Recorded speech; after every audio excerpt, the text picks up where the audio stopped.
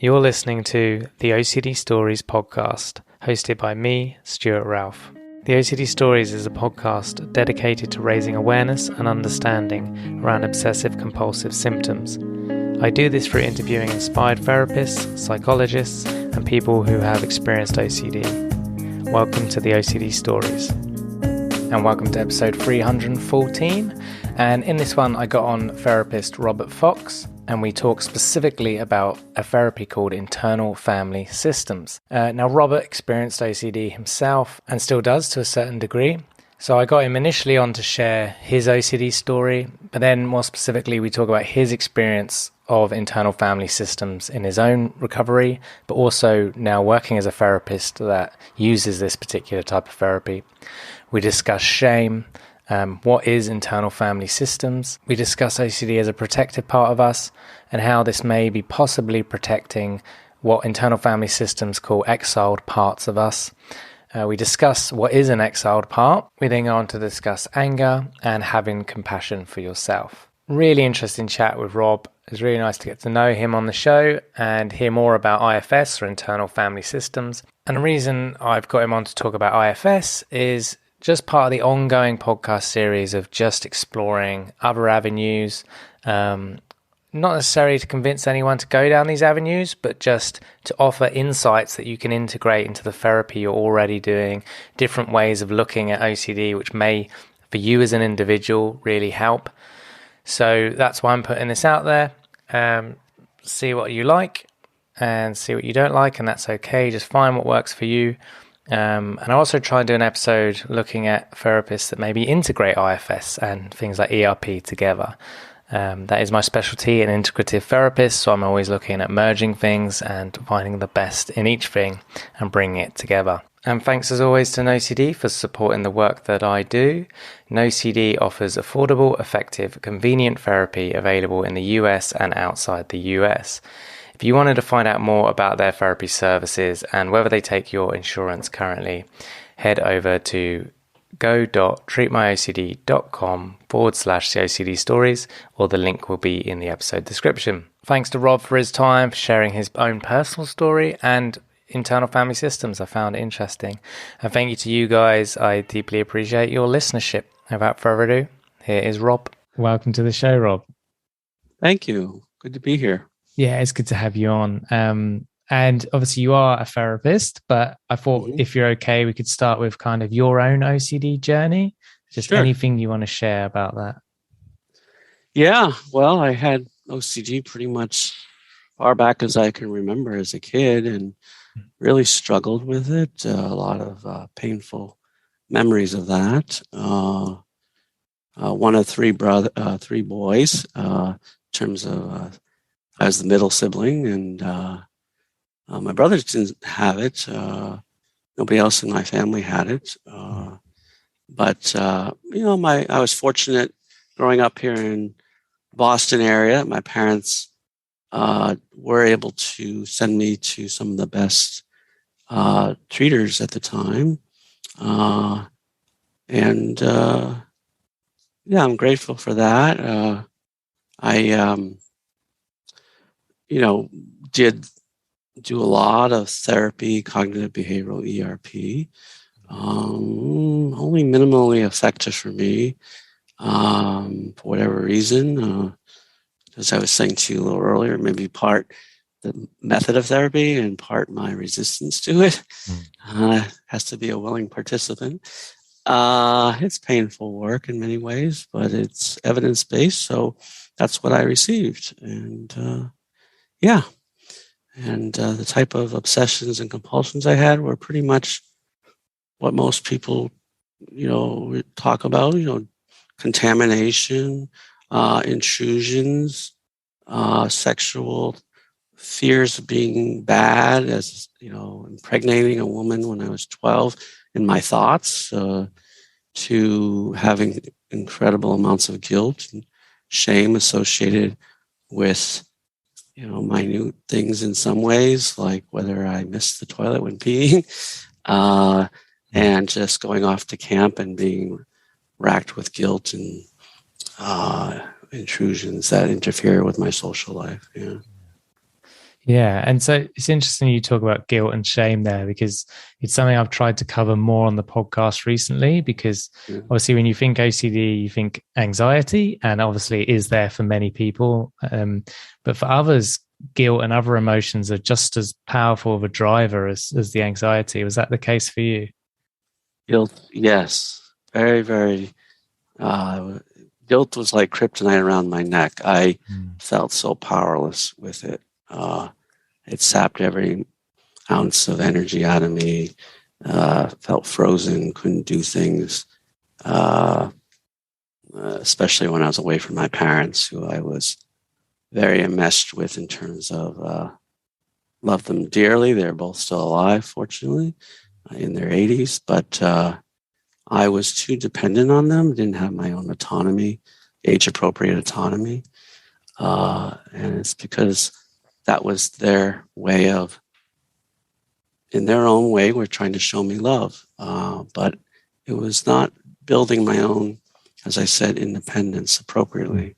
And so when I was away from them, it was like a fish out of water. I couldn't breathe. Wow. So went off when to you're, college. oh, okay. So when you're, sorry to interrupt, when you're away from them, it kind of really reared up, got louder. Absolutely. Yeah.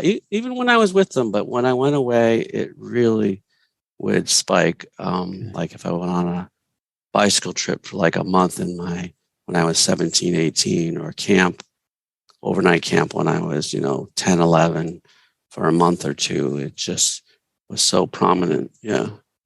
Okay. Yeah. So then, you said you did ERP, CBT. Mm-hmm. It wasn't very effective for you. What did help, and what was that journey like to get to that point? Yeah, well, it certainly was a relief just to talk to someone who would validate, what it was. Although I wasn't diagnosed till I was about 21, I think. Okay.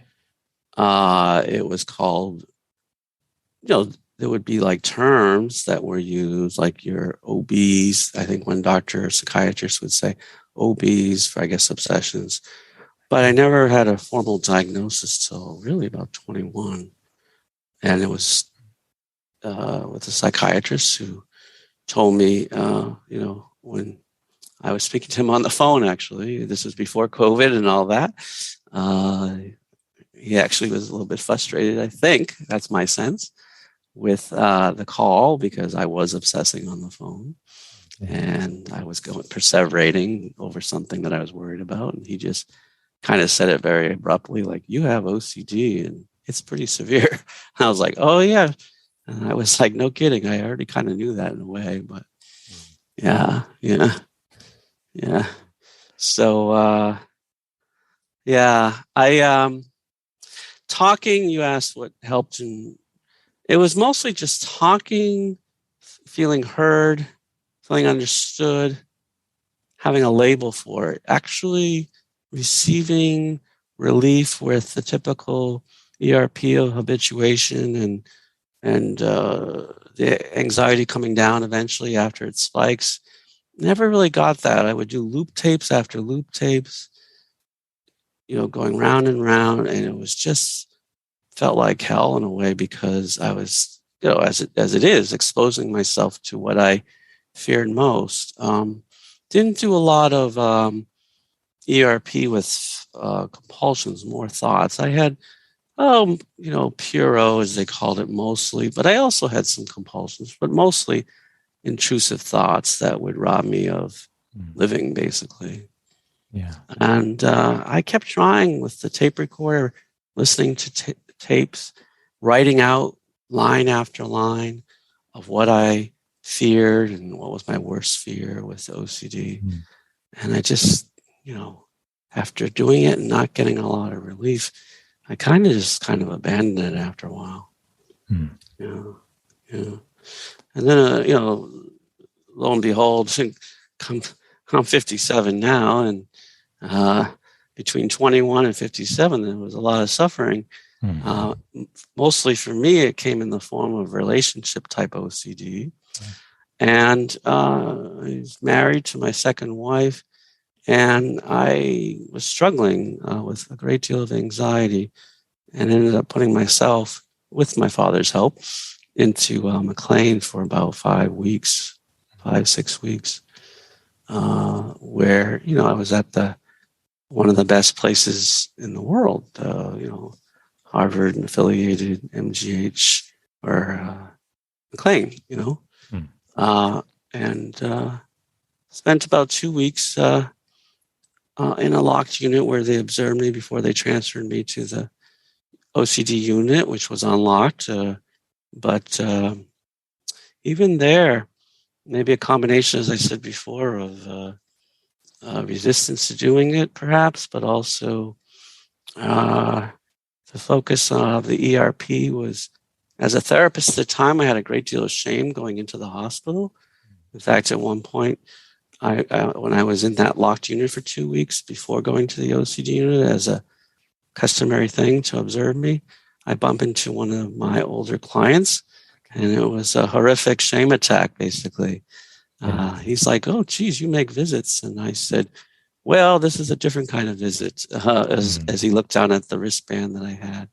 And so that was the beginning of a long journey of exploring my shame, which I discovered was something that needed to be explored as I became a practitioner, therapist in internal family systems, a different model of therapy.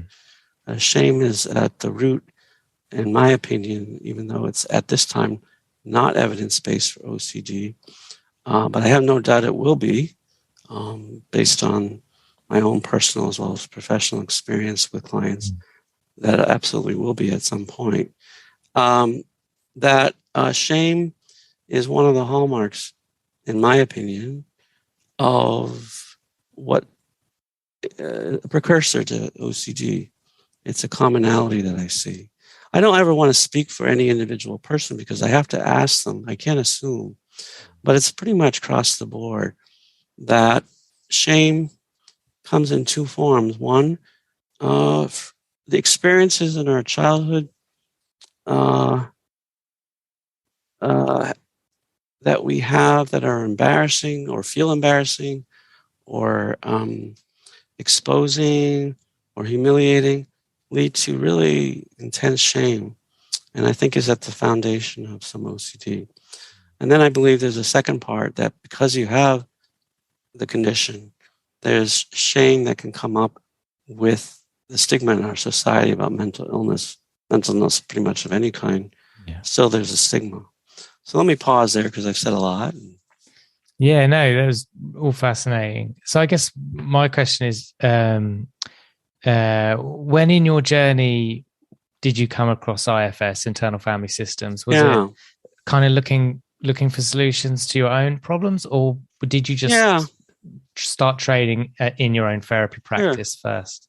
Well, I was seeing a very good, very good psychiatrist, trained, one of the best in the Boston area in treating OCD. That was her specialty. And I was looking for a new therapist, and she told me about someone that practiced IFS. And that was around 2006. And when I found it, it was just a beautiful thing that I discovered. It was like I took to it right away. It's a very non-pathologizing approach to the condition, that when parts, and they use this term parts in IFS, Richard Schwartz, the founder and developer of the IFS Institute, as it's called, the model began taking hold around the 80s, actually. So he talks about the body having natural subpersonalities or parts. And again, he wasn't the first to discover this, but he took it further. In the past, it was thought of as if you had parts, that meant you had dissociation and only that, and that you had severe mental illness. And then he brought to the world, among some others, that parts are natural, that we're subdivided into parts. A part of me feels like taking my dog for a walk because I love being with my dog. Another part says it's freaking cold outside. I don't feel like going. That's another part. Or part's angry or part's sad. Kind of like feelings, basically, but a little bit more than that. Parts usually are protective. That's their main role. So going back a little bit to your question, 2006, I discovered it through this therapy. 2008, I enrolled in level 1 of 3 levels of IFS training for therapists, and is actually available to non-therapists as well. Yeah. So thank you for sharing that. So yeah, you started talking about IFS there. Just, I'll open that question up to you. Just continue explaining it. I guess we assume that most people listening won't know what it is, including myself in any great detail. So that's okay. Anything you want to share to help us kind of get our heads around it? Great. I realize I've been studying it for quite some time. So I have to remember that, I got to back up a bit. So, so I was sharing earlier about an example of part wants to walk my dog and a part says it's cold outside. I want to stay inside. The difference between parts and feelings is parts come on board naturally in our formative years, typically, and they're there to protect us. And protectors have a job, and their job is, as I said, to protect from anything harmful. So let's say you're in the 4th grade and you get embarrassed in front of the classroom. A part comes on board and says, as Schwartz says in most of his books, never again will I ever be so embarrassed, humiliated, such a thing like that.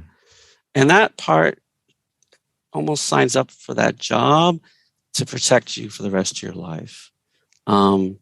And it works very hard to do that. It might avoid ever being in that situation again. Of course, you really can't avoid school. You have to go to school in order to, you don't have to, but you get what I'm saying.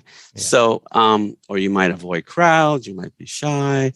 You might be less apt to speak openly in front of a classroom ever since that experience. And the part does that job to say, whatever I can do to make sure, for example, Rob never has to go through that again. So there's this book, that therapists, psychiatrists in the mental health field use called the DSM, Diagnostic Statistical Manual of Mental Disorders. And there's different diagnoses, and many of them are this disorder, that disorder, OCD, example, right? Well, in IFS, there really isn't a disorder. It's seen as one type of diagnosis, and that's it. And that is, if a part's extreme, it's because something in the past led it to be extreme.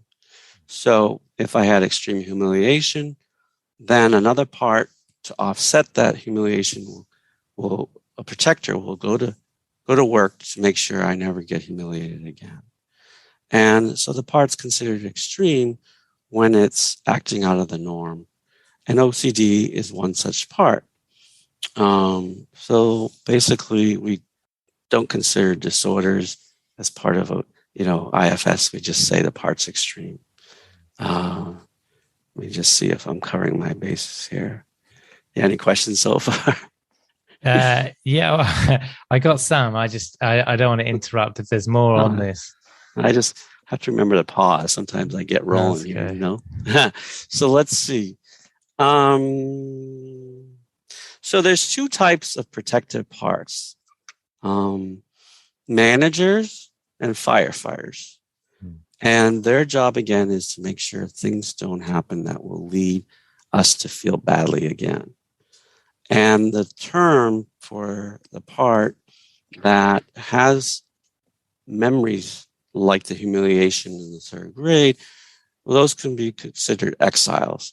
They're exiled out of our system so that we're not fully aware of them, because they were so overwhelming, and that if they take over, there's a fear that we'll not be able to function.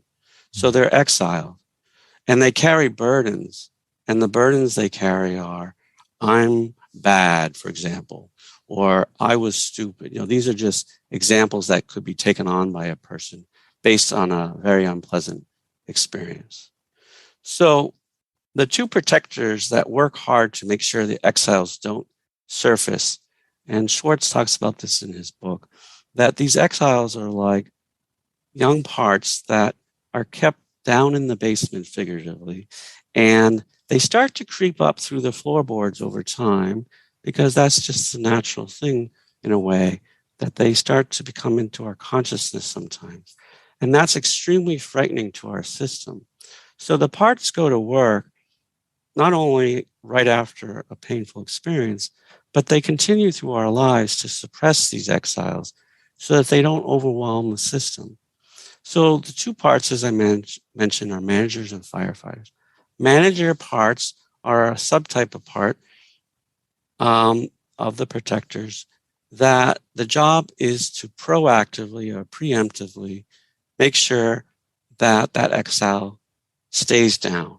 And examples of managers are perfectionism, being very critical of oneself, like an inner critic part.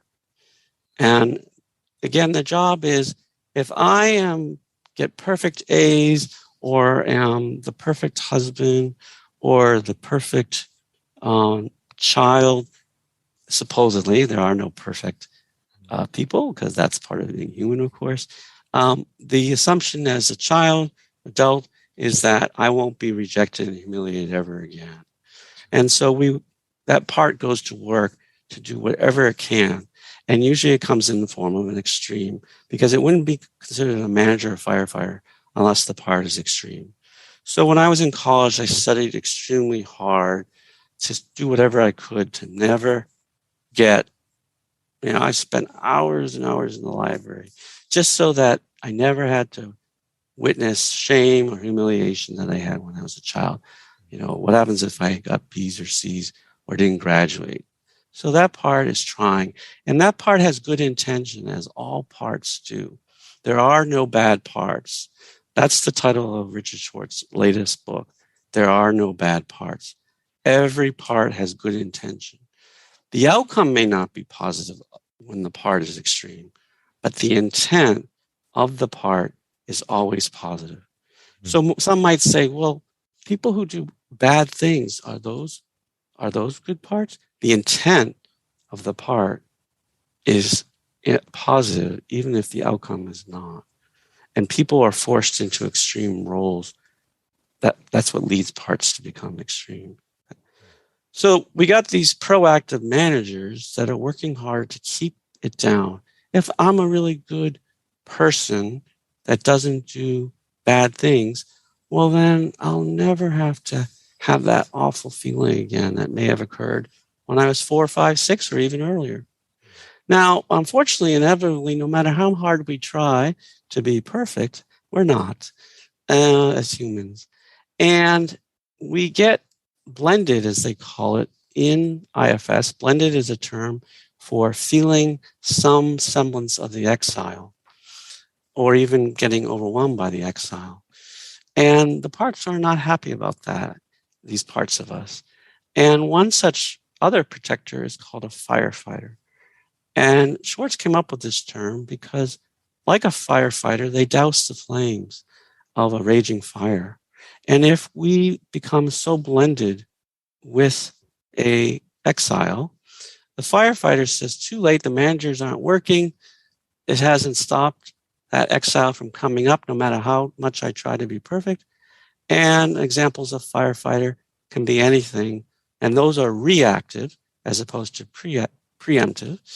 And such firefighters are like drugs or alcohol, addictions, as they may say, workaholism, gambling. OCD is a firefighter. It sometimes can be also seen as a manager, but primarily a firefighter. It says, and this is what I learned, and I specialize now in treating OCD with IFS. I did a training just this past November with what's called the IFS branch in Spain, where The firefighter says, if I keep you so consumed with something, such as AKA OCD, then you won't think about that horrific thing when you were a child. In fact, this term dissociate sometimes has negative connotations, but really it's not a bad word. It's a way of protecting us from overwhelm. And parts are dissociated, typically with OCD. Again, I want to emphasize that that's not a bad thing. It's a natural way that our body protects us. So if OCD is extreme enough, which it certainly can be, I know that from debilitating OCD, it keeps me so focused on whatever it may be, gasoline spilling out of my lawnmower. I think like it's overflowing while I'm at work, and I get an intrusion that I have to go home and clean it up. Well, then I won't be aware of an exile that is too painful for my consciousness. So let me again pause there, because I've been putting a lot out there, and just sort of. Yeah, it's really good. And I can just get my own head around it. I guess what I'm wondering now is about the exiles. So is the treatment about bringing the exiles up from the basement and trying to make peace with them or make them feel safe? Or ultimately that's true. It's actually called unburdening the burdens that are connected with the exile. The exiles take on burdens, and the burden is I'm not smart enough, I'm not good enough, I'm bad. Typically, you may have heard, or it's been said before, there's a difference between guilt and shame. Guilt is I did something wrong. Shame is I am wrong. I am bad at my core. And for a lot of OCD sufferers, they feel bad at their core, not just they did something wrong, even though guilt plays a role. So that's the most common one for OCD is I am at my core a bad person or bad, whether it be, like we have pedophilia OCD, for me, relationship OCD, I hurt people because I break up with them, things like that, real feelings of deep badness, right? That was the thing I had. So the goal is to unburden these exiles that carry these real bad thoughts about ourselves. It has to be done very carefully, because rushing towards the exile, which unfortunately some very well-intentioned, including myself, therapists, when we're new, we want to help the person so much that we sometimes forget our training in the beginning, and we go towards the exile without respecting the protectors. It's just unfortunately sometimes common when you're new at it. It's like a mechanic who wants to fix the engine in the car. You're like, well, let's go right to the engine where the problem is, right? But, as Schwartz stresses in his trainings, and they're all over the world now, these trainings, that when the analogy is when you go to someone's house, you don't just barge in through the front door if you don't know the person. You knock on the door, you ring the doorbell, you say, may I come in? Instead of rushing up to the bedroom and saying, let me look at your house, without asking permission. And when you bypass those protectors by going to the exile too fast, you upset the system, just like, it's disrespectful in a way. So over time, you get more and more experience of going carefully. It doesn't mean it has to be painfully slow in a way for the client. It can be, or therapist for that matter, it can be, there's an old saying, slow is fast, meaning if you take your time, you don't disturb the waters so much that you create, problems. And the best way to find out is you just keep asking the client for permission to work with certain parts. And you never go past go without complete and utter agreement from the client to explore things. And you do it through witnessing of what the part has been through, gradually and carefully. And you keep asking. A key question in IFS is, how do you feel towards this part? When we ask that question, how do you feel towards that part? it helps a therapist gauge something called self-energy. Self-energy is not a part. It's something completely different than a part. It's what we are at our core, and we all have it from birth. But let me pause there and just see if you have any questions. Or No, I want to know more about this bit. Yeah, self-energy is a beautiful thing that, I'll admit I was skeptical about it, even as a therapist. At the beginning, it's like, in some ways, not fully. I wasn't fully to hear about it. So Schwartz often talks about, when he gives introductory talks on IFS to therapists, he says, I was working with very abused individuals that have been sexually abused, harmed in egregious ways. And many of these clients would say, I don't have a self. That self never got on board because I was bad at an early age, or it's not there. It was taken on of me at a very early age. And Schwartz very confidently says, your self is always there. It's like the analogy of the sun. It comes up every day. And what obscures the sun in an analogy form is like dark clouds. And these dark clouds come in like protectors to make sure we never get hurt again. So these clouds can obscure the beautiful sun that we have inside of us, known as self with a capital S. Self has qualities of compassion, curiosity, calm, connected. There's 8 of them. I can't think of all 8 right now. I think I gave you 4. Yeah. Compassion is one of the big ones. And we have this natural ability to be that way we don't have to learn it. Some people say, no, I have to be taught. Even other therapies say it has to be taught, not according to IFS and the model that Schwartz brought. And I believe 100% that's true. If you give a young infant, cuddly, beautiful infant to someone who's never been a parent, they have a natural way of knowing how to be with it. They don't have to be taught. They just know. It's just instinctive, right? Sure, they may need some help holding the head that, has no ability to, there's no muscles about it. They might need some help showing that. Put your, arm to hold the neck from, but they know how to be with an animal or how to be kind. They do. If they have trouble with it, those are just parts. So, it's just this entity. And the goal of IFS is to be self-led or more self-led. It's not an either or. It's along a continuum of self-energy.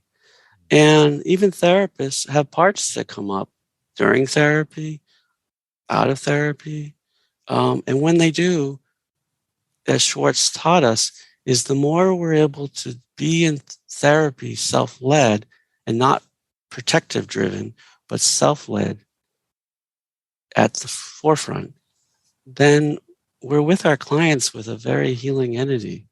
Now, the goal of IFS is not just to provide self-energy to clients and they always have to come back for more self-energy. It's to help the client's own self-energy get more on board over time.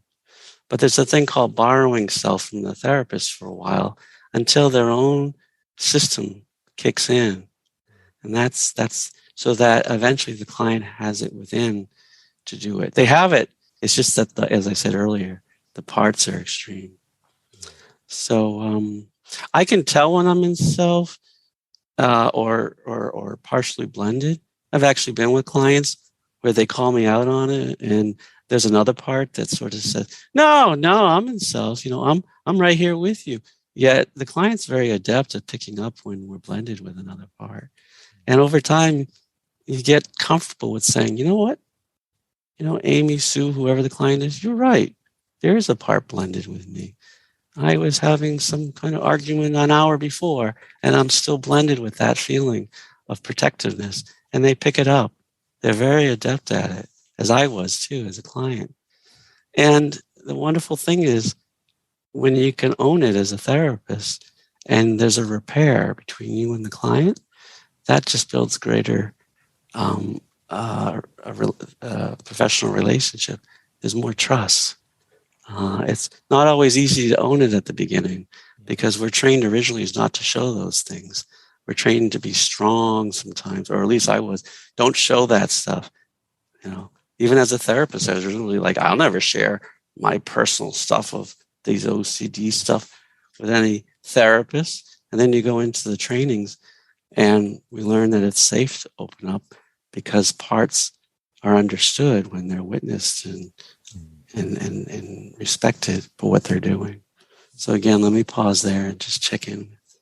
Yeah, no, that whole disclosure bit, I agree. That's kind of how I practice. And I wasn't necessarily trained like that either.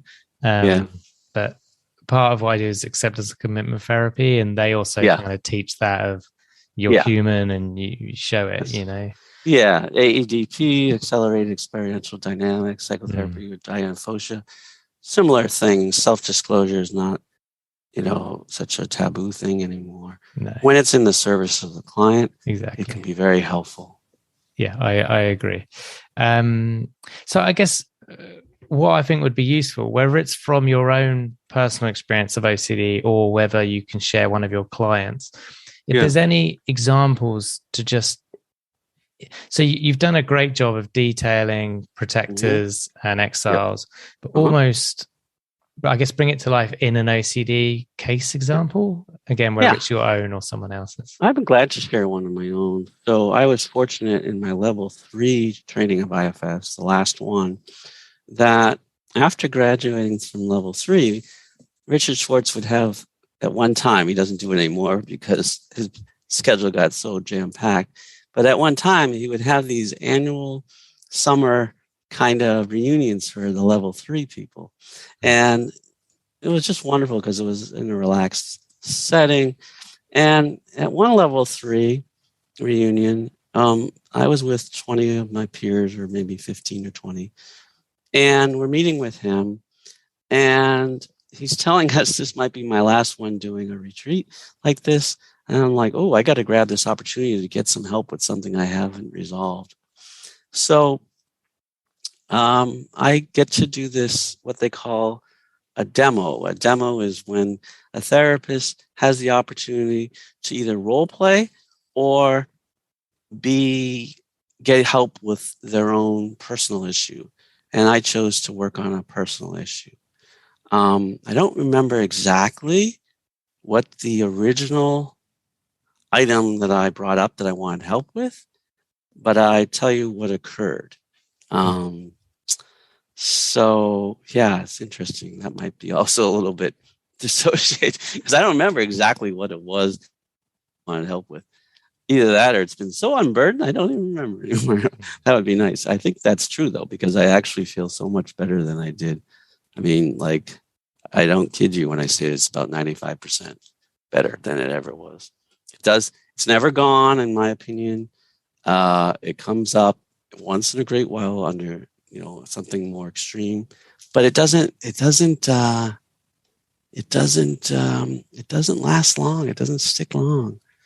Yeah. So what it was my mother had a great deal of anxiety about medical issues. What one might in the past, or the DSM, hypochondriasis. She was very hypochondriac. So we don't use that term in IFS. We would just say she has an extreme part that worries about someone's health. That would be her children's health. And of course, in some ways, we thought, well, our mother loves us so much. She worries so much. Now, it drove my father bananas because my father, being an engineer, didn't have a lot of room or space for tolerance of this. He wasn't an angry, loud man. He was a quiet, reserved, but frustrated man because for years and years, he was trying to deal with that anxiety my mom had. And he would see it rob her of vacations, or even when we weren't on vacation, of enjoying herself.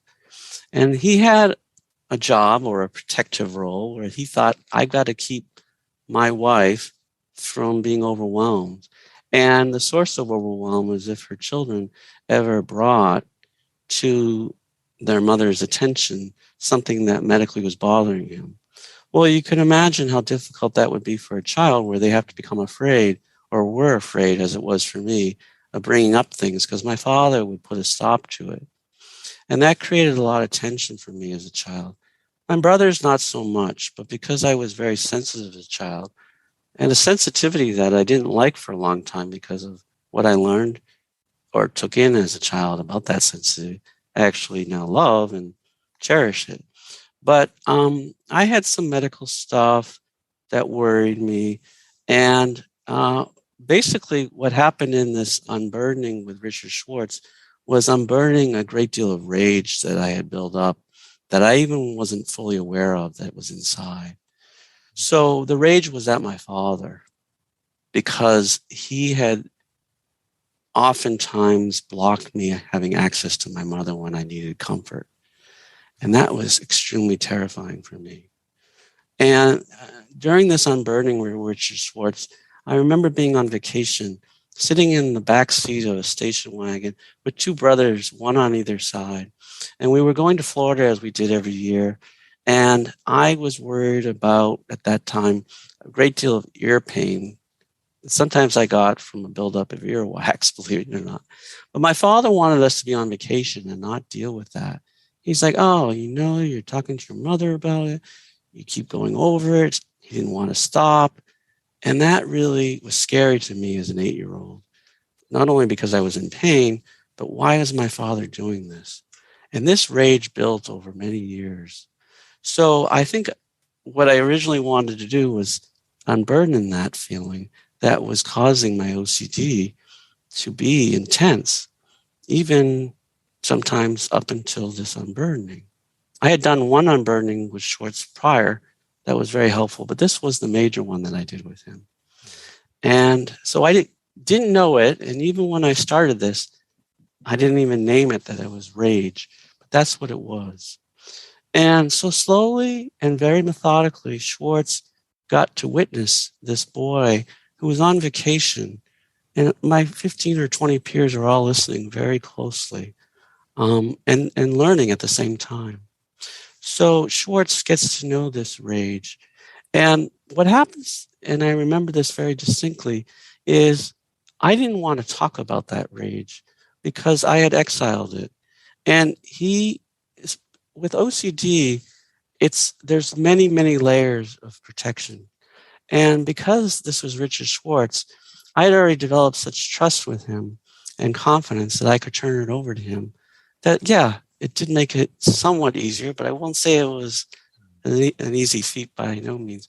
I had many layers, and he would just keep asking this part to step back, which is part of the process. They ask permission. If there's a part that hates myself, for example, for having brought this to my mother, Rob, can you ask that part to give you some space? Well, no, I can't, because if I didn't have that anger towards myself, it would upset my father. And he would just gently, very carefully keep blending these parts is how it's done in IFS. And that, I realize that might require more explanation, but I won't go into the details of that right now. So eventually he gets to this place where he has me, and I know this might sound kind of hokey, but it's really true what happened. He has me seeing my 8-year-old self from the back. If you remember station wagons, they have the front seats, second layer, and then there's this kind of larger area in the back. Well, he has me as a 57-year-old go into, at that time it was probably 55. He has me go into that back area, and I'm watching this 8-year-old, and the 8-year-old turns around and looks at me. I swear to God, he looks at me with these gorgeous eyes, because I had good looking eyes, and they were soft eyes. And I was already at this place because Schwartz had unblended these parts. I was in self at that point. And I'm looking at this 8-year-old in a very loving way that I had never had, because I had had so much, feelings towards him, that he bothered his father, he caused distress to his mother. And I look at this 8-year-old, and he's looking at me, and that's when there was this emotional release that I've never had before. But before that, before I got to that place, I will say I let out some expletives towards my father that I had never said before in my entire life. A lot of F this, a lot of F that. And for a soft-spoken person who didn't ever talk that way, it was unbelievably powerful. And Schwartz is very steady, doesn't flinch. My peers, they're all there. My eyes are closed during this process, and I can feel their self-energy because they're all there in support. I don't even have to look up. I know they're there with love. And I know it sounds very mushy, but it really is beautiful. And so after all that anger was let go, Schwartz has me look at that 8-year-old with my eyes as a 54, 55-year-old. And he says, how do you feel towards him? Which is a key question in IFS, as I mentioned earlier. I said, I love him. I love him. And I can even feel it right now again, the same feeling. The tears just were, I mean, I cried like wells of water.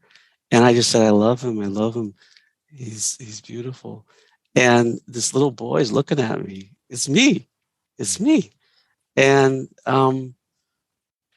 it's like there's a magnetic energy that is the most powerful thing that I've never experienced. I had experienced it before in another unburdening, but not to this level. And I'm just outpouring of love. And it's a super high. It's a super high. And then the best thing is when you open your eyes and you see these 15 or 20, as well as Richard Schwartz looking at you with just compassion. And Schwartz says to me, damn, I wish I had taped that one. That would have been a good one. That was one of the best I've ever seen. And I said, damn, I wish I had it on tape too, because I was proud of it, you know. And the lifting of 1,000 bricks off my back because I had held in this rage for so long that I thought was shameful to have, it was like I was lighter. And then when we're leaving there, I'm walking out on the street, and believe it or not, I'm like, what would I do?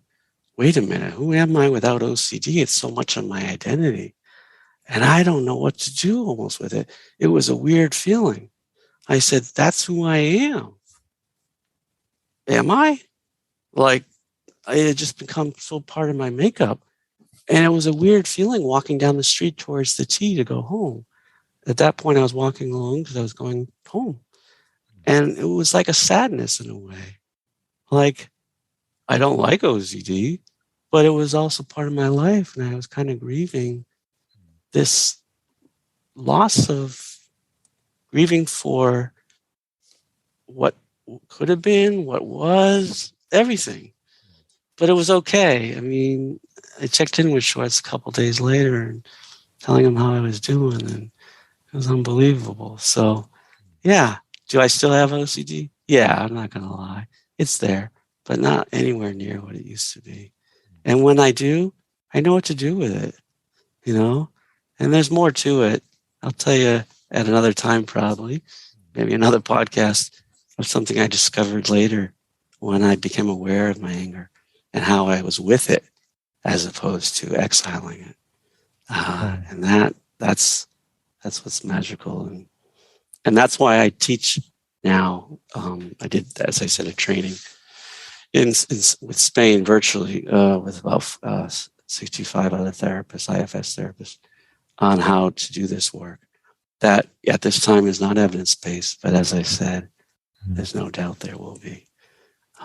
It's a way of living also, not just therapy, as other therapy models, I'm sure, also say. And I agree, there's not just one way to do therapy.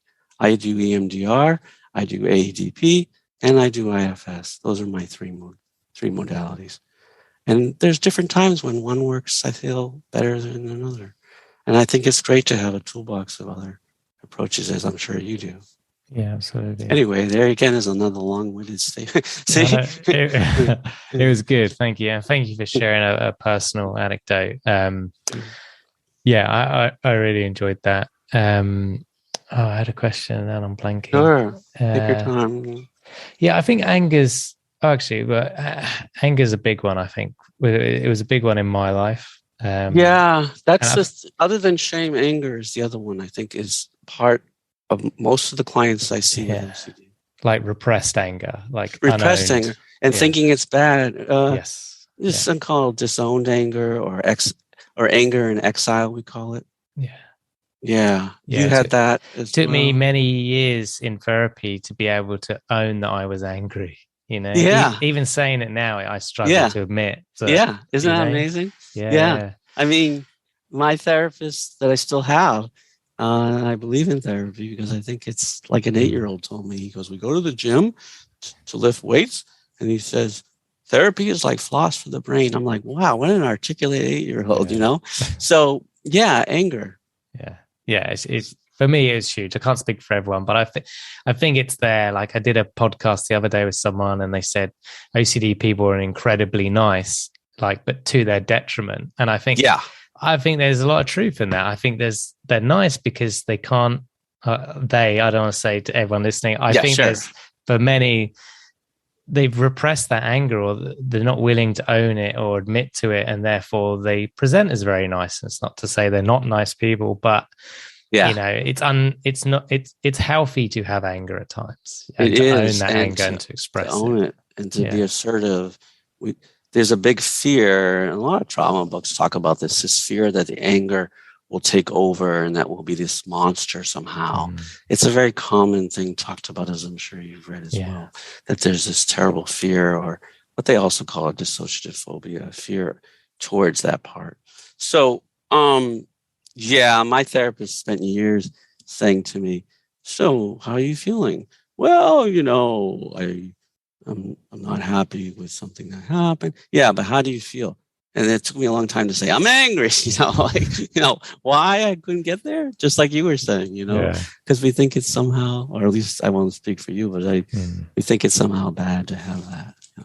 Oh yeah, yeah. I was disgusted. Yeah. So yeah, but even when as soon as I acknowledged it, then was the process of many months to kind of integrate that anger. And to be honest, I'm still doing it. I don't think I'm there. The other thing Yeah, you it's said that I think a a lot of people, process. yeah, exactly, a lot of people could resonate with is about the grief when you left that Yeah, workshop, that meeting, and then you yeah, you it were sort of was. grieving the OCD because it was part of who you were. Like, and I've I heard that so was. many times from And listeners. I even feel it right now. I still, because like anything, I used to think, and even as a therapist, I thought, well, unburden this thing that should never be there again, or there's many layers to it, Hmm. you know, and that's helped me as a therapist because I would have a part that would say, "We did this unburdening. What's going on?"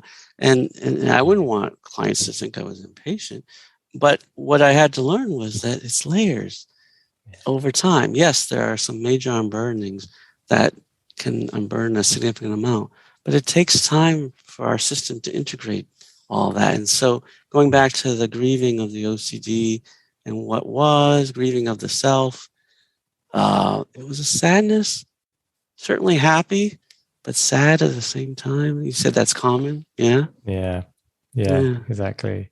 Yeah. Um, so slight change of direction now. Sure.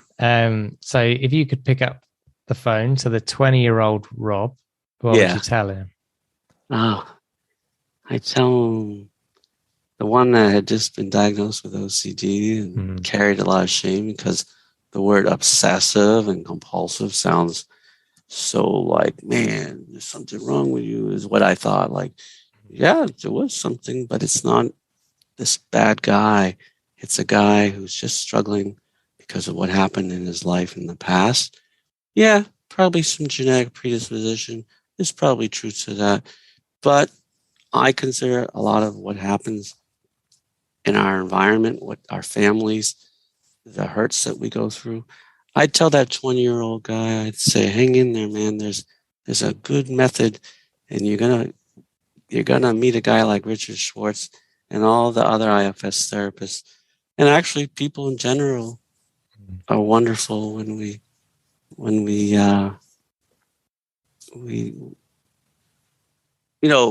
it's a everybody's trying to get through this life, hopefully have some happiness along the way, but parts get extreme because of what they've been through. So just hang in there, Rob. There's help on the way, and you're going to feel a whole lot better. And guess what? You might even turn out to be an okay therapist. I turned out to be.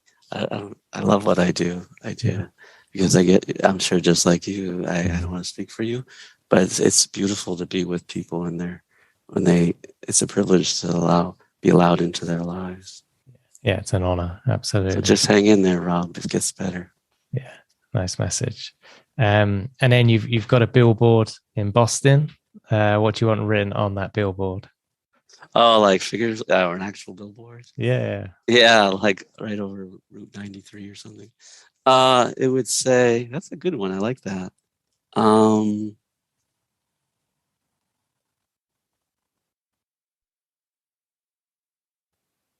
There's a lot of things that I like on that billboard. I want a big one with a lot of big words that say,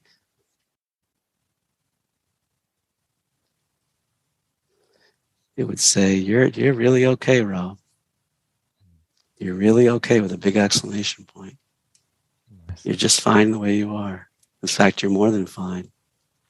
And I know that sounds a little, and sometimes, I mean, maybe this is that part coming up again. That sounds conceited, but it's, I heard for so long I wasn't okay. And it just feels good to say, you're okay as you are. And I wouldn't change one thing about it. Yeah. Nice. Mm-hmm. I like that. And lastly, is there anything else you wish you could have said or shared today? Well, I mentioned, and I'll mention it briefly. Only a few years ago, I was standing in my closet that I hang my clothes in, and I had anger come up towards my wife because she wasn't being very sensitive to something I was saying. She wasn't validating that she was hearing it. She was just perhaps blended herself. And I had this awareness at that time that I started to do a little bit of straightening out some sweaters in a little bit of an obsessive manner. And I was unblended enough. I was partially blended with the anger that I was somewhat suppressing, but also unblended enough that I was able to realize, oh, look at that. Look at what I'm doing. I'm taking that anger and putting it into straightening these clothes because it's not being met with compassion. So what if I don't rely on that from her, even though that would be nice, but I give myself some compassion for what I'm feeling? And that's when I said, I've got to bring this to the world. I mean, Schwartz has, but specifically for OCD. What if I brought compassion to that inner frustration or resentment or whatever I was feeling? And that was a breakthrough for me, because before I would have just got wrapped up in the sweaters. I would have just pushed that anger down. And that's one thing I wanted to add. Yeah, I like that. Kind of cool. Yeah. And I think whether people after this like IFS or not, I think the fact that what you just said is, can I bring a bit more compassion to this struggle of OCD in that moment, is something everyone can integrate in whatever therapy they do or just life experience, bringing that compassion to the self. Well, when we're children and we don't have a parent that can hold it, that can say, hey, Rob, I think my mother could have had access to her, but my father would block it. If there was a parent that could say, hey, you can tell me you're angry. You can tell me you're mad, and really hold it and be with it. But when we're children, we don't have that. We exile it. And so when we can bring that ourselves through our therapy to our emotions, and we can sort of, as they say, reparent ourselves in that way, or bring self-energy to that anger and say, doesn't it make sense I'm angry? Then we don't have to have as our spouse or partner be the primary caregiver. It's ourselves. And then we're not, Schwartz doesn't say we should live on an island by ourselves. We are people that attach and are wired for connection, but that we can be our own primary caregiver to ourselves for our feelings, Absolutely. Yeah. Yeah. If we can fill ourselves up, we don't need anyone else to do it. And if they do, it's nice. Yeah. I used to say, oh man, that sounds in some ways wrong. Like I'm telling people to be on an island, but then I realized, no, that's not what I'm saying. I'm saying that we just take care of our stuff first, and then we can have our partners be our secondary caretaker. Absolutely. Yeah. Well, look, thank you so much for sharing your story and IFS and your work. Sure. It's been a real privilege. Thank you for listening to this week's podcast. If you enjoy the OCD Stories podcast and would like to support us with a one-time tip/donation, please go to theocdstories.com/support. All tips, no matter how large or small, are greatly appreciated. Please subscribe and rate the show wherever you listen to the podcast. And thank you to NoCD for supporting our work. If you want to find out more about NoCD, head to go.treatmyocd.com/theOCD stories or click the link in the episode description. And quick disclaimer, guys, this podcast is not therapy. It is not a replacement for therapy. Please seek treatment from a trained professional. And until we speak, take care.